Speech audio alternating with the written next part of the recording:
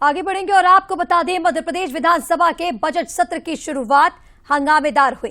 कार्यवाही की शुरुआत में संपूर्ण 6 छंदों में वंदे मातरम का गायन हुआ, जिसके बाद राज्यपाल मंगूभाई पटेल ने अभिभाषण दिया। राज्यपाल के अभिभाषण के दौरान विपक्ष ने हंगामा किया, जिसके बाद कार्यवाही अगले दिन तक के लिए स्थगित कर दी गई। राज्यपाल मंगूभाई पटेल ने अपने संबोधन में सरकार की विकास उपलब्धियों और जन कल्याणकारी योजनाओं से आए बदलावों का जिक्र किया। साथ ही संकल्प पत्र 2023 में किए गए वादों पर अब तक हुए कार्य और आगामी लक्ष्यों की जानकारी दी।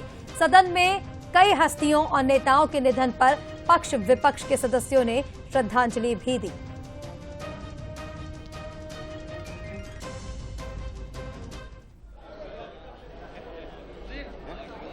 मध्य प्रदेश सरकार द्वारा औद्योगिक विकास और निवेशकों के लिए अनुकूल माहौल सुनिश्चित करने के लिए मध्य प्रदेश उद्योग संवर्धन नीति 2025, लॉजिस्टिक नीति 2025 और निर्यात संवर्धन नीति 2025 लागू की गई। सरकार की दूरदर्शिता से अब मध्य प्रदेश देश की दूध की राजधानी बनने की दिशा में अग्रसर है और पशुपालन केवल व्यवसाय नहीं बल्कि रोजगार, आय और पोषण का एक मजबूत आधार बन रहा है। अनुसूचित जनजाति परिवारों को 5,16,00,000 मानस दिवस का रोजगार प्रदान कर मेरी सरकार ने पूरे देश में अग्रणी बनी है।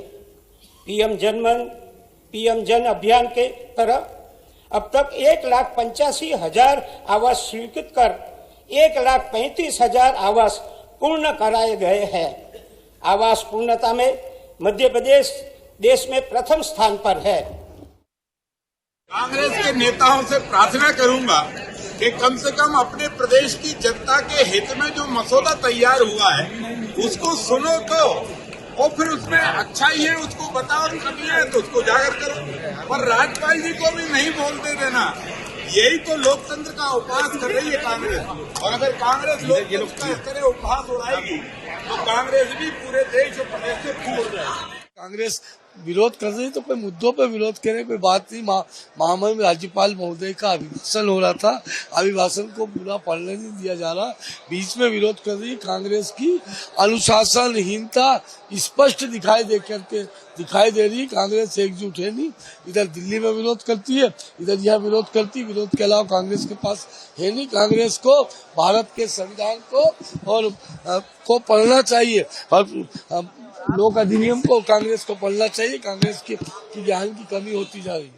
ये ऐसे अवसर होते हैं, राष्ट्रपति का अभिभाषण, महामहिम राज्यपाल साहब का अभिभाषण, जिसमें मर्यादाओं का पालन होना चाहिए और उनका स्टेटमेंट सरकार का स्टेटमेंट होता है और पूरे आगे आने वाले वर्ष भर के लिए एक कार्ययोजना उनके माध्यम से प्रदर्शित की जाती है। इस महत्वपूर्ण अवसर पर इस तरह की टोका टोकी करना, मुझे लगता है कि मध्य प्रदेश में विकास को लेकर कांग्रेस सजग नहीं है। उनका लक्ष्य है टोका टाकी करो, कार्यवाही बाधित करो। जो काम दिल्ली में राहुल गांधी कर रहे हैं वही उनके जो साथी हैं वो मध्य प्रदेश के अंदर करने की कोशिश कर रहे हैं।